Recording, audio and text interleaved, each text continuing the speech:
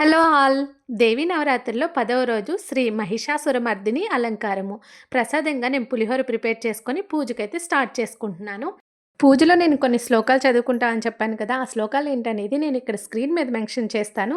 Even నేను ఒక్కొక్కటి నేర్చుకొని పూజ చేసుకునే టైంలో ఇవన్నీ పాడుకుంటూ ఉంటాననమాట. ఫస్ట్ వన్ వచ్చేసి శుక్లాంబరధరం. ఇది విఘ్నాలు తొలగిపోవాలని పూజ స్టార్టింగ్ చేస్తాం కదా! అది అందరికీ తెలిసిందే. నెక్స్ట్ వచ్చేసి మన గురువుల్ని తలుచుకుంటూ గురు బ్రహ్మ, గురు విష్ణువు అనుకుంటాం కదా! అది. నెక్స్ట్ థర్డ్ వన్ వచ్చేసి ఇది చవితి రోజు చదువుకునే వాళ్ళము. అది శ్రీ సంకట నాశన గణేష స్తోత్రం. ఇది కూడా నాకు కంఠస్థ వచ్చింది కాబట్టి నేనింక డైలీ పూజలో కూడా చదివేసుకుంటూ ఉండేదాన్ని. నెక్స్ట్ శ్రీ గాయత్రి మంత్రం. ఇది 2 లైన్స్ ఉంటుంది. ఇది పాటలా కాకుండా మంత్రం లాగానే ఉచ్చరించాలి. నెక్స్ట్ వచ్చేసి శ్రీ శివ పంచాక్షరి స్తోత్రము. ఇది ఓం నమ శివాయ అని స్తోత్రం రూపంలో ఉంటుంది. నెక్స్ట్ రామ రామ రామేతి. ఇది చిన్న పిల్లలతో సహా అందరూ పాడుకుంటారు. నెక్స్ట్ శ్రీ మహాలక్ష్మి అష్టకము. ఇది కూడా బావుంటుంది. నెక్స్ట్ గో ప్రార్థన.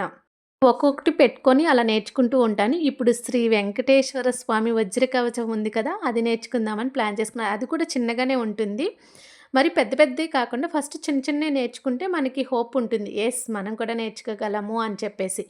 సో, ఇవి నేను పాడుకునే శ్లోకాలు. ఇవే పాడుకోవాలని ఏమీ లేదు. మనకేదొస్తే అది పూజ చేసుకునేటప్పుడు ఆ దేవుడిని తలుచుకుంటూ, ఆ దేవుడిని కీర్తించుకుంటూ ఏదో ఒకటి ఆయనకి సంబంధించింది పాడుకుంటే ప్రశాంతంగా ఉంటుంది. ఈ వీడియో మీకు నచ్చితే లైక్ చేయండి. మర్చిపోకుండా సబ్స్క్రైబ్ చేసుకోండి. శ్రీమాత్రే నమః.